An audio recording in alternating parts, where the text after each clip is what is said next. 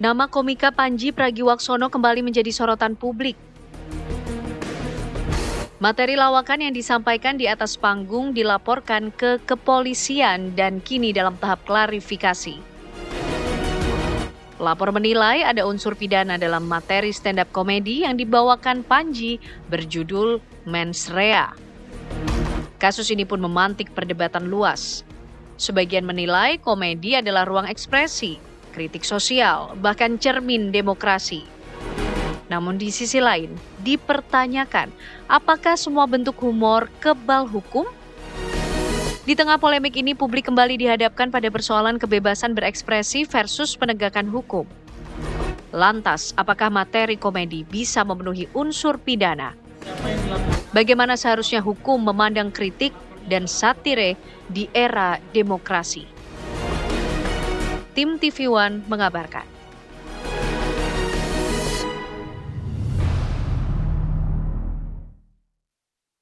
Seniman stand up komedian yang belakangan ini sangat ramai diperbincangkan, inisialnya P. Dia telah menebarkan isu-isu yang kurang positif gitu, telah merendahkan, menfitnah khususnya organisasi keislaman yang terbesar di Indonesia yaitu NU dan Muhammadiyah. Lalu kemudian narasi fitnahnya adalah menganggap bahwa NU dan Muhammadiyah terlibat dalam politik praktis yang terus kemudian ini disampaikan seolah-olah NU dan Muhammadiyah mendapatkan tambang begitu karena imbalan karena telah memberikan suaranya terhadap kontestasi pemilu yang kemarin. Nah, tentu ini kan sangat mencederai untuk saya wabil khusus dan teman-teman anak-anak muda NU dan Muhammadiyah. Begitu sih, Bang. Siapa yang dilaporkan atau siapa terlapornya? Terlapornya adalah saudara PP, seorang laki-laki. Ya. Saudara PP. Nah, di sini saudara RARW itu melaporkan tentang dugaan penghasutan di muka umum dan dugaan penistaan agama berkaitan dengan pernyataan dalam sebuah acara bertajuk tanda kutip Mens Rea. Kami ulangi, laporan tentang dugaan penghasutan di muka umum dan dugaan penistaan agama berkaitan dengan pernyataan dalam sebuah acara bertajuk tanda kutip Mens Rea. Ya, karena acara tersebut namanya tanda kutip Mens Rea. Ya. Jadi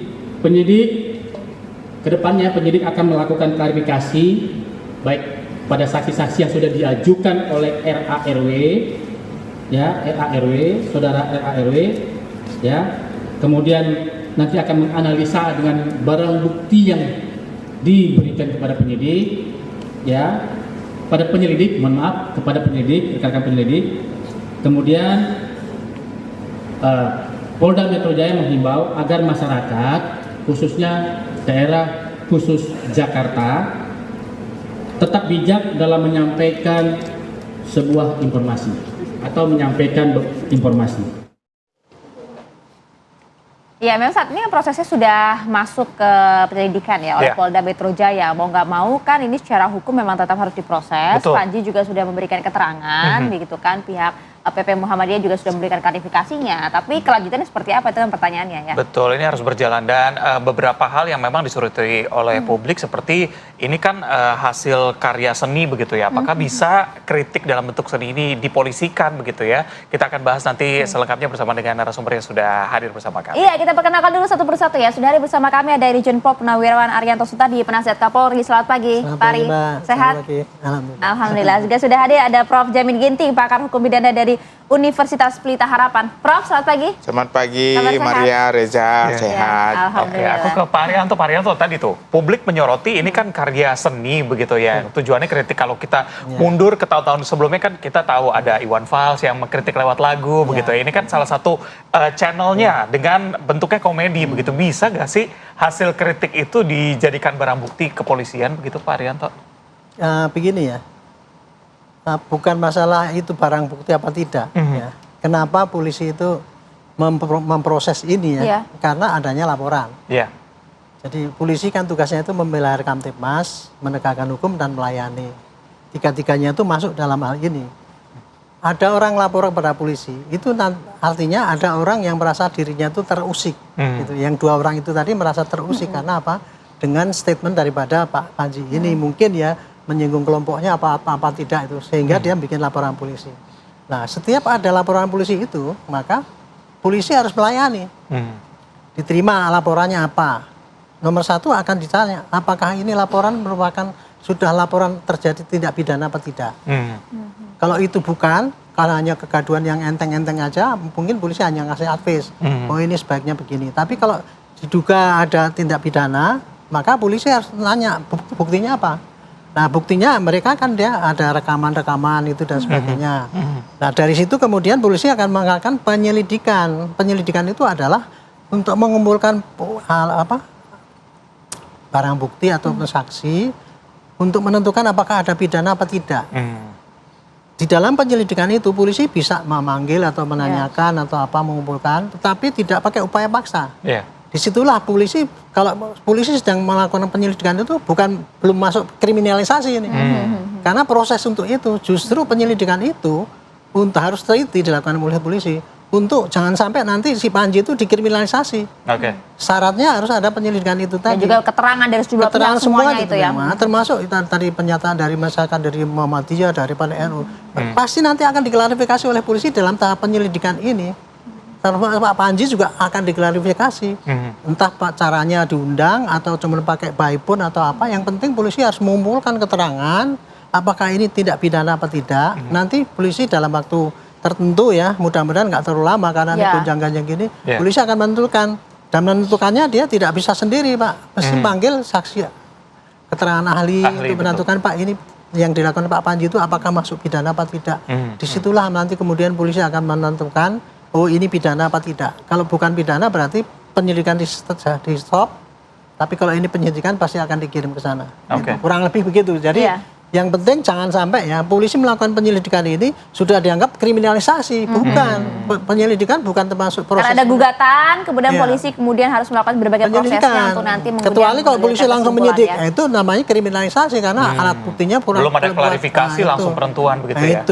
Ini baru proses awal gitu kan kalau kata Pak Ari gitu. Tapi Prof Jamin, kalau kita lihat ya saudara, ini kan bagian dari show stand up comedy ya seorang Panji Pragiwaksono. Tapi sebenarnya bisa nggak sih, pertanyaan Reza tadi, materi stand up itu, materi komedi ini bisa tidak menjadi unsur pidana kalau kita melihat ke KUHP yang baru kita? Ya, kalau kita bicara tentang KUHP baru, ada 2 hal. Pertama adalah terkait dengan penghinaan terhadap subjek orang. Ada penghinaan terhadap presiden dan wakil presiden. Ada penghinaan yang kedua kepada kelembagaan. Apakah dia organisasi, ya, DPR, MPR, nah itu kelembagaan. Nah saya kira sebagai suatu negara yang sudah maju seperti sekarang, dan banyak negara-negara seperti Belanda, itu sebenarnya sudah nggak ada lagi itu. Penghinaan-penghinaan itu nggak ada. Ya. Apalagi kalau modelnya kritik. Ini kan kita agak rancu. Nah, mana sebenarnya yang disebut sebagai penghinaan, mana dianggap sebagai kritik. Kalau ekspresi terkait dengan seni, budaya, karikatur, stand up comedy, film, dan segala macam, itu bagian dari seni. Jadi seni itu tidak boleh dibatasi ekspresi orang, lalu dijadikan sebagai dasar, itu bagian dari penghinaan. Nggak ada itu di negara manapun, ya. Nggak akan ditemukan namanya, kecuali negara yang absolut, ya.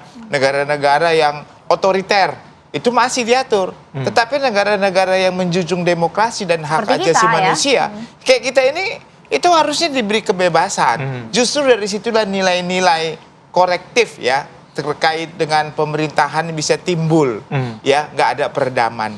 Makanya saya katakan, kalau presiden kan ada delik aduan, pemerintah juga delik aduan. Ini tiba-tiba ada masyarakat yang melaporkan, di mana masyarakat tersebut bukan representasi dari orang yang melaporkan. Nah itu dia. Secara laporan tuh tapi tetap bisa diterima ya Prof? kalau laporan polisi harus menerima. Justru Apapun kalau itu. menolak akan jadi Iya, problem ya. Iya, dia harus Ternyata ya. menerima. Clear di sana Iya, ya. tetapi apakah laporan itu memiliki kekuatan hukum untuk dilanjutkan dari tahap penyelidikan ke penyidikan? Tapi saya ingin menyatakan begini, ada juga laporan ditolak. Kenapa laporan ditolak? Karena bukan suatu perbuatan pidana atau kurang cukup bukti untuk ditindaklanjuti. Jadi sebenarnya ya dalam konteks di depan ini ya penerimaan laporan, nanti kan dia berdiskusi dulu. Kita ketahuilah tidak semua laporan polisi itu langsung naik ke penyelidikan. Enggak semua. Ada yang namanya penyelesaian di situ, dimediasi di situ, atau dia bilang oh ini Bapak kurang cukup bisa ditindaklanjuti. Jadi tingkatannya itu nggak selalu langsung ke penyelidikan. Tapi kata Pak Ari kan tadi harus memang ini prosesnya, harus minta keterangan saksi dulu, penyelidikan sampai berakhir, baru kemudian Lah, tidak kesimpulan.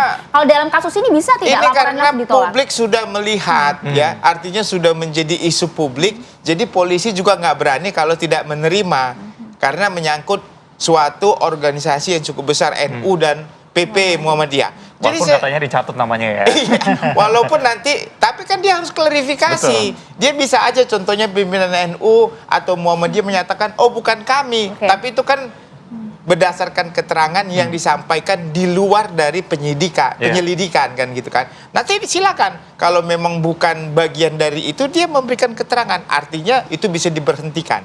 Jadi dalam KUHP yang baru kita, proses penyelidikan itu bisa dihentikan, tidak dilanjutkan. Kenapa? Karena orang yang berkepentingan tidak memiliki legal standing, tidak memiliki kapasitas sebagai pelapor untuk mengatasnamakan organisasinya. Oke, Prof, yang cukup menarik adalah Panji seolah tahu bahwa ini akan menjadi bisa menjadi bumerang begitu ya, karena setiap ucapannya dia selalu menyebut menurut keyakinan saya ya. Kalau saya yakin kan Anda juga belum tentu begitu ya. Ini justru menggunakan kata-kata tadi bisa terjerat pidana atau justru memang seperti Panji bilang ini terbebas kan menurut keyakinan saya. Anda berkeyakinan beda juga nggak masalah. Iya, tentu pertama ini ruangnya dulu kita lihat. Ruangnya di mana sih? Ruangnya di ruang publik. Oke, ruang publik. Tapi waktu di ruang publik pada saat apa?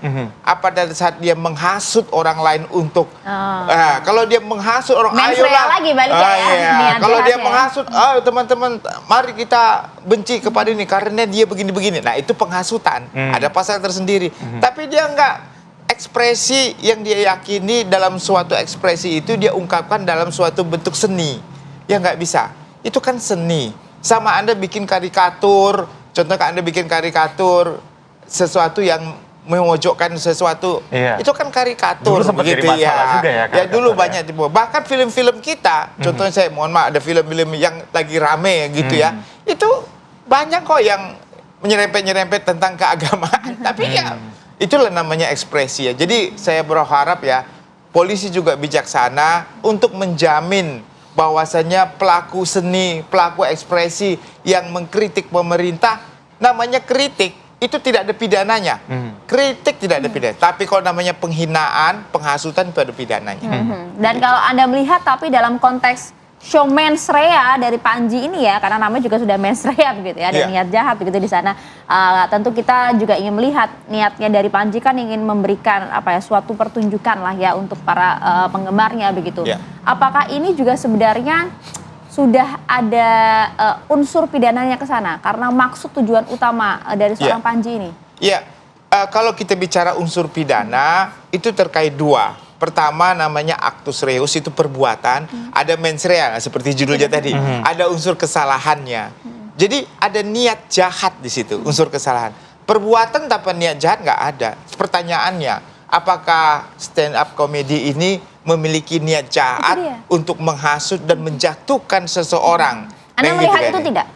Lah, harus ada buktinya. Apa? Contohnya, ternyata dia punya konspirasi dengan orang-orang tertentu atau sudah mempersiapkan sesuatu selain di stand up comedy, dia sudah membawa masa atau menghasut dengan brosur-brosur supaya orang anti pemerintah, benci pada Presiden Prabowo atau Gibran yang lagi ngantuk katanya gitu kan. Jadi Itu bagian-bagian dari yang masif gitu. Menurut Anda tuh kritik atau justru ada mens rea di sana? Ya itu ya pasti kritik lah ya. Mens rea nggak ada unsur kesalahan. Saya jamin 100% kelihatannya nggak mungkin ada unsur kesalahan. Oke. Judulnya aja mens rea, tapi Judulnya isinya nggak mens rea begitu. Kan kalau ngasih judul emang harus menarik perhatian Iya, supaya orang beli benar. tiketnya gitu ya. Pak Rianto gimana? Ya, kalau itu tadi ya menunjukkan betapa tidak mudahnya untuk menentukan suatu perbuatan ini adalah masuk dalam unsur pidana apa tidak. Kan butuh keterangan-keterangan itu. Dia ngomongnya apa, tujuannya apa, kemudian apa yang diomongkan sesuai dengan bukti yang direkam. Itu harus betul-betul dipahami dan kemudian direkod oleh polisi yang menerima laporan itu. Nah, setelah dia menerima itu dengan lengkap, barulah dia bisa ngomong ini bisa saya teruskan atau ini nggak bisa karena begini-begini. Itu tadi, makanya tadi ya saya bilang ya, di samping klarifikasi pada yang terlapor, yang melapor, alat bukti, saksi-saksi yang disebut, kita juga manggil para ahli ya seperti Pak Profesor Jamil ini. Nanti di situ akan kita tanya, Prof, kalau udah kayak gini buktinya begini ini kurang lebih masuk nggak di dalam unsur ini? Nah, dari itulah kemudian polisi itu akan mengambil kesimpulan. Jadi bukan polisinya yang menentukan apakah ini. Makanya kalau ditanya tadi apakah masuk pidana, kalau saya pribadi nggak bisa menentukan karena apa? Saya nggak melihat buktinya. Saya belum tanya sama Pak Panjinya kan itu tadi kan, mensiranya itu tadi. Itulah di sini letaknya itu sebenarnya. Cuman yang ingin saya tegaskan tolong ya, kalau dalam proses penyelidikan itu bukan berarti kriminalisasi. Tindakan polisi menerima laporan itu bukan kriminalisasi. Justru kita itu menangkis jangan sampai Panji itu dikriminalisasi hanya dengan laporan dari 2 orang ini yang menurut ini tidak memenuhi syarat sebagai pelapor. Kira-kira begitulah ya, mudah-mudahan rakyat tidak jadi ramai. Jika sudah naik penyidikan, sudah ada status tersangka, nah itu baru kriminalisasi. Pak Rianto, satu lagi yang cukup menarik perhatian publik adalah bukti yang diberikan dalam bentuk flash disk. Sedangkan kan ini tayangan secara streaming begitu. Berarti bukti yang diberikan tuh hasil bajakan dong. Gimana nanti mungkin Pak Rianto bisa klarifikasi kepada kami ya. Usai jeda tetap bersama kami di Apa Kabar Indonesia Pagi.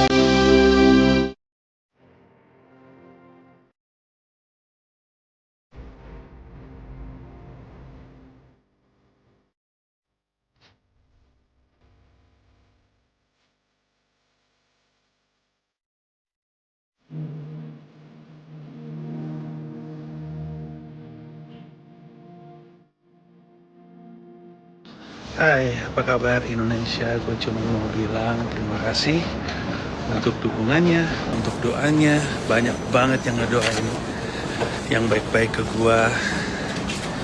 Gue juga baik-baik aja. Gue lagi di New York habis ngisi siaran dan sekarang lagi mau balik ke rumah. Lapar, mau balik ke anak-anak dan istri dan makan malam sama mereka.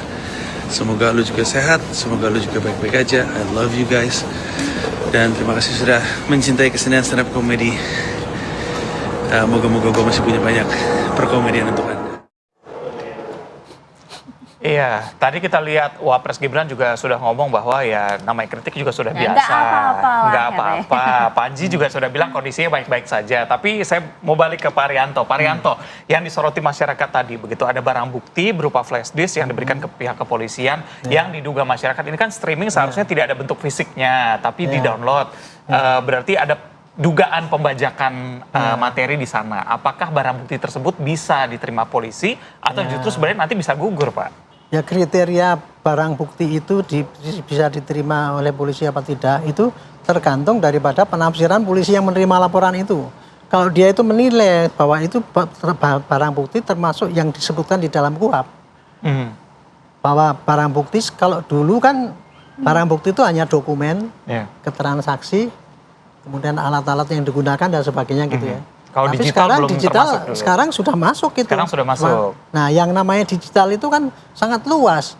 Ada rekaman langsung, ada cuman atau saya ngerekam 2 kali dari televisi itu kan termasuk digital, proses digital. Foto ijazah difoto lagi gitu ya Pak ya. Meskipun publik itu menilai bahwa itu bukan termasuk alat bukti dan sebagainya, mungkin bisa saja disebutkan gitu. Tetapi polisi karena itu melihat kayak gitu, itu dianggap ya, itu masuk dalam kategori alat bukti. Itulah yang sekarang lagi diperiksa untuk dia. Itu tadi ya. Jadi sekarang ini masalahnya adalah di dalam menentukan apakah itu alat bukti apa tidak itu polisi juga bisa debatable juga oleh jaksa. Wah, ini buktinya kurang benar. Itu nanti akan diuji kalau sampai ke penyidikan. Tetapi dengan sekarang ini sebelum sampai ke penyidikan, polisi pasti sudah tanya dulu pada ahli-ahli yang lain ya untuk menentukan sehingga apakah ini perkara ini masuk penyidikan apa tidak gitu. Intinya beginilah. Jadi ini sebetulnya penyelidikan itu merupakan saringan ya. Saringan untuk tindakan hukum yang diterapkan di lapangan gitu. Sehingga kita tidak sewenang-wenang menetapkan penafsiran hukum itu seperti apa yang kita mauin kan. Tadi kan katanya Prof Jamin sebenarnya bisa aja kan ini laporannya ditolak karena tidak memenuhi bukti yang itu ada kan saringan, gitu. saringan. Tapi tetap harus Kenapa diproses tidak dulu ya. begitu? Karena yang bersangkutan menjadikan bukti, alat bukti yang ada, yang bersangkutan juga yakin bahwa dia ngomong bukan pura-pura gitu. Kan polisi kan harus meneliti ini kan. Kalau seketika itu langsung ditolak itu nanti. Itu bisa terjadi menurut saya sih ya jadi nggak fair polisi itu. Kok dia cuman menurut penafsiran dia sendiri. Berarti dia ada kepentingan kan gitu kan. Khawatir seperti itu Kan ya. kalau objektif enggak dong. Kita teliti dulu betul-betul, kita kan harus profesional kan gitu. Makanya polisi dikasih kewenangan untuk melakukan penyelidikan itu. Penyelidikan itu ya itu alat untuk mencari alat bukti dengan cara-cara yang profesional ya. Tidak hanya pakai intuisi kan. Kira-kira gitulah. Oke. Ya, karena kan banyak kekhawatiran gitu ya di publik. Kita tahu betul juga banyak juga gitu ya para stand up komedian lainnya gitu yang sering membuat video-video pendek gitu ya di media sosial, memberikan kritiknya terhadap sosial, terhadap kebijakan pemerintah begitu melalui stand up komedi begitu ya, lawakan mereka gitu. Nah, apakah ini juga kemudian terancam? Jadi bagaimana sebenarnya hukum bisa memandang begitu ya unsur-unsur semacam ini seperti kemudian kritik dan juga satir di era demokrasi saat ini dengan adanya KUHP yang baru, Prof Jamin? Sebenarnya saya mau jelasin dikit tentang rekaman tadi ya yang diambil streaming tadi. Jadi begini, bukti itu pertama harus otentik. Jadi bukti nggak boleh bukti yang tidak otentik ya. Otentik itu bisa didasarkan kepada dia download dari suatu live streaming, tetapi dia berbayar. Jangan dia download dari tidak berbayar, begitu ya. Nah, dia harus kan berbayar. Karena dia kan sudah dapat license ya. Baru nanti diklarifikasi dari pemilik aslinya. Harus diklarifikasi. Nggak boleh cuma download aja, tapi kan bisa direkayasa hasil daripada downloadnya kan. Jadi harus ada ahli yang memastikan apa yang ada di live streaming dengan apa yang di-download itu adalah benar. Itu harus autentik gitu ya. Yang kedua, harus didasarkan dari perbuatan yang tidak melawan hukum. Ya nggak boleh dari bajakan itu nggak boleh, itu kan perbuatan melawan hukum. Buktinya tidak sah. Kenapa? Diambil dari perbuatan melawan hukum. Berarti bisa aja nanti gugur barang bukti tadi. Gugur nggak boleh. Setiap bukti harus didapat dari perbuatan yang tidak melawan hukum. Kalau melawan hukum tidak sah. Oke, kembali yang tadi. Sekali lagi saya katakan, ya, kenapa negara-negara berkembang maju itu bisa filmnya bisa bagus ya, movie-nya bisa bagus, lalu dramanya bisa bagus, musiknya bisa bagus karena diberikan kesempatan untuk berekspresi. Jadi inovasi itu muncul karena apa? Karena kritik. Inovasi itu bisa muncul karena kritik loh. Jadi dia mempunyai semangat untuk membuat suatu inovasi yang kreatif begitu. Tapi kalau Anda tekan terus, kita negara ini tekan terus panggung seni, panggung drama, panggung film, padahal mereka ingin mengekspresikan, tidak akan ada negara maju di bidang entertainment, itu nggak akan maju, ya. Justru diberikan kesempatan ya bagi mereka. Tapi kalau ada kritik atau yang mengancam gitu ya, mengancam pemerintah, menghasut pemerintah untuk menjatuhkan pemerintah sah. Nah, itu ada pasalnya. Itu bisa sepanjang bisa memang ada alat bukti, ya. Jadi menurut saya inilah momen menurut saya ya yang baik ya bagi negara kita ini untuk memberikan kesempatan seluasnya kepada industri seni ya, supaya memberi kebebasan mereka untuk mengkritik pemerintah. Biasanya ya nggak selalu benar juga ya. Kalau kita takut dikritik berarti kita salah. Ya, jangan kita matikan orang mengkritik untuk menyatakan kita benar. Iya. Justru hidupkan kritik, perbaiki diri kita. Karena kemarin kita juga sempat berbincang ya bersama dengan politikus sekaligus juga pelawak juga, ada Bang Miing gitu ya. Iya. Ada juga kemudian Habibur Rahman Komisi 3 Iya.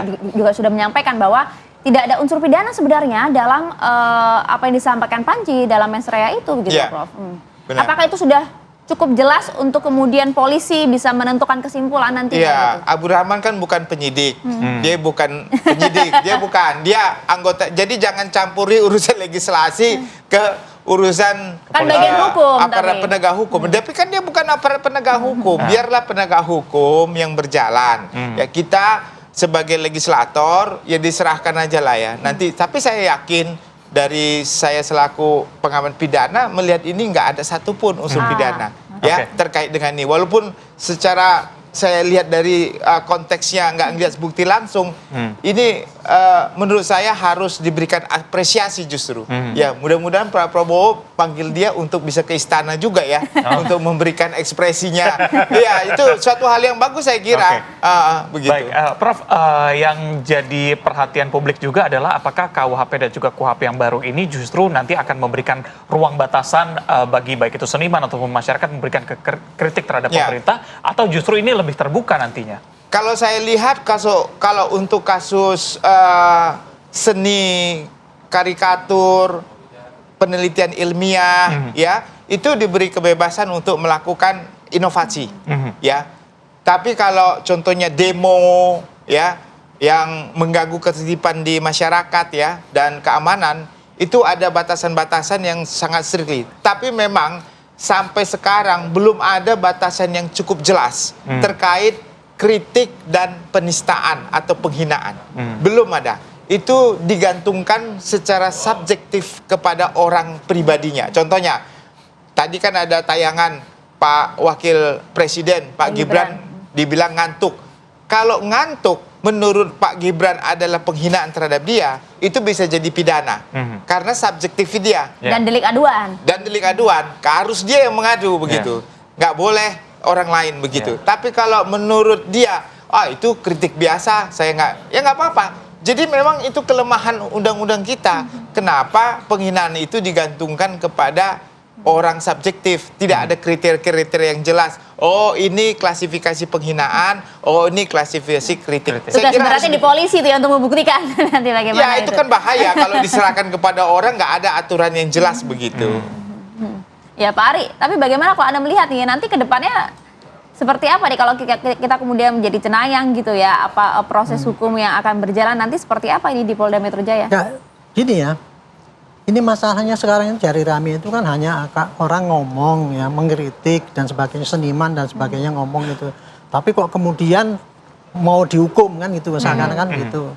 Ini jangan sampai publik itu mengambil kesimpulan bahwa polisi menjadi alat negara untuk memberangus orang-orang yang menyampaikan kritik. Itu sama sekali bukan di situ posisi polisi. Posisi polisi itu adalah melaksanakan undang-undang. Tadi dikatakan Pak Jamil gini kan.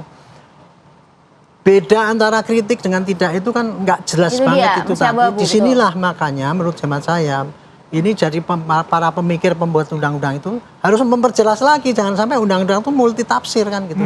Tetapi ini sebagai contoh ya bahwa kejadian ini untuk menunjukkan bahwa kebebasan pendapat boleh saja. Cuman caranya itu apabila sampai menyinggung orang lain, entah menyinggung orang lain itu yang bersangkutan kemudian marah, atau kelompoknya yang lain yang merasa tersinggung juga itu kan bisa jadi itu. Inilah yang menjadi makanya itu tindakannya, caranya itu harus diatur dengan undang-undang yang lebih jelas gitu. Ini masuk ini apa masuk ini apa enggak. Kalau sekarang kan masih diserahkan pada polisi suruh ini, polisi nggak bisa memutus sendiri, serahkan pada para ahli kan. Makanya di dalam penyelidikan sementara ini batasan di dalam undang-undang nggak jelas sekali. Polisi akalnya adalah begitu ada kasus gini pasti dia akan panggil ahli ya, untuk menentukan itu kan fair jadinya kan. Itu kira-kira begitu yang terjadi. Jadi dengan kondisi kayak gini ini para kritikus tidak usah takut untuk menyampaikan apa pendapat. Intinya orang boleh berpendapat apa saja. Hanya yang penting caranya itu usahakan jangan sampai menyinggung orang lain. Itu aja yang kendali dia. Dia kan bisa memperkirakan kalau saya ngomong gini nih kira-kira nanti akan menyinggung orang lain apa enggak gitu. Itulah batasannya. Nah, sekarang ukurannya di lapangan adalah ada orang lain yang tersinggung apa enggak. Ya. Nah, ini kan ada orang yang lapor, berarti kan ada yang ngomong Iya, gitu. iya. Polisi harus melacak. Proses ya. Kalau tidak ada orang laporan, polisi nggak ngapa-ngapain. Tapi harus cepat juga nih ya, karena kan prosesnya Itulah, kan jadi di ini publik masih. tantangan bagi publik ya, polisi itu dengan lihat kasus yang kemarin tuh lama banget, nggak rambung-rambung itu. Makanya kalau ini tolong penyelidikannya nggak sampai lebih dari 1 bulan. Nah, itu. Itu supaya ada kepastian, cepet-cepet gitu. Jangan sampai nanti gini, saya klarifikasi sama Pak Panji masih di Amerika ya, kita tunggu dari Amerika, itu nggak benar. Kan dia bisa telepon, kan tanya Pak gini, yang penting dia sudah usaha untuk klarifikasi. Termasuk Pak Anwar Abbas yang menyampaikan pernyataan itu ya. Kalau nggak bisa diundang ya ditelepon aja Pak, apakah benar Bapak gini, direkod gitu. Sehingga nggak sampai 1 bulan bisa jelas ini apakah polisi itu menyidik apa tidak gitu. Kira-kira gitulah. Semoga Jadi kita ada jangan yang nonton lah ini ya, PMJ ya. Iya. Jadi jangan kita sampai capek-capek kita berdiskusi di sini, tapi kemudian pelaksanaannya nggak seperti yang kita harapkan masyarakat kan. Tapi juga nggak bisa juga polisi langsung ujuk-ujuk langsung gini karena tekanan masyarakat. Polisi nggak bisa didikte dengan ketekanan publik sekarang ini. Gitu. Kira-kira gitulah. Oke. Jangan sampai nih minggu depan kita masih bahas ini lagi nih, gitu kan. Semoga titik terangnya segera terlihat begitu ya. Pak Arianto terima kasih, Prof Jamin juga Terima kasih, Prof. Pari. Harapannya memang tidak mengganggu lagi kinerja baik itu kritik dalam bentuk seni maupun bentuk lainnya. Sekali lagi harus dibedakan yang mana kritik, yang mana menyinggung orang tersebut ya. Karena yang mengganggu tuh justru akhir-akhir ini nih adalah tingginya curah hujan ya kan, gitu kan, dan juga yang kemarin sempat turun selama 1 hari penuh sejak dini hari di wilayah Tangerang terutama dan juga sekitarnya, tentu mengakibatkan banjir yang merendam ruas tol Sediatmo arah Bandara Internasional Soekarno-Hatta. Sesaat lagi kami hadirkan informasi untuk Anda.